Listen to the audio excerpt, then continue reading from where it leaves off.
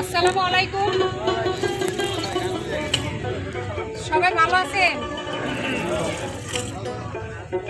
প্রথমে আমার করুণাময় আল্লাহ পাককে শুরু করে আমার আল্লাহ পাককে স্মরণ করে তো বেশি কথা না বাড়িয়ে আমি গানে চলে যাচ্ছি।